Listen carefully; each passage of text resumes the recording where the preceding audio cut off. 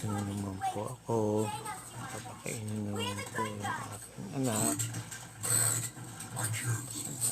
Medyo gusto ng fried chicken ng tumas na nilagay ko.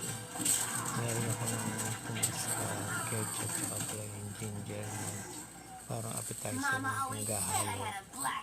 Kasi nga iniisip ko kung ano yan, saan siya gagawin, sa kutsara, kung ano ba binigay ko sa strawberry. Kasi may tumas din sa kanin para hindi mahirap lulunin. Pag parang dry yung kanin tsaka yung chicken, walang soup, hindi naman gano'ng mahilig sa soup. Ang gusto lang niya yung mga sinigang, ganyan.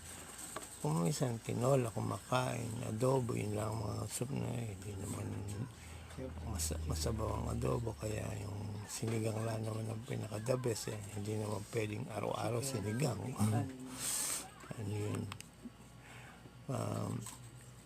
Kaya yan, gumagawa ko ng paraan para hindi madaling kainin, hindi dry.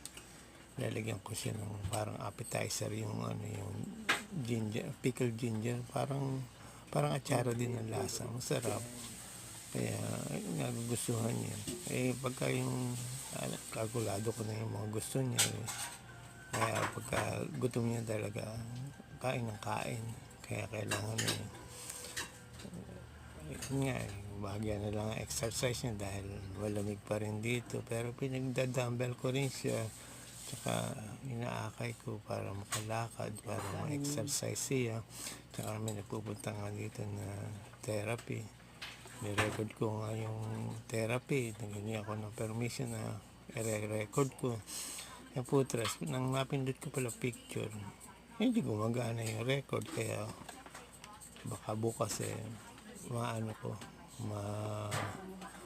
matuloy. Magaling niya ngayon yung therapy niya kasi yung nakaraan, kaya pinahinto namin. Ngayon sumusunod, kasi niya, ewan ko ba, parang siguro na alam niya nakakatulong din sa kanya.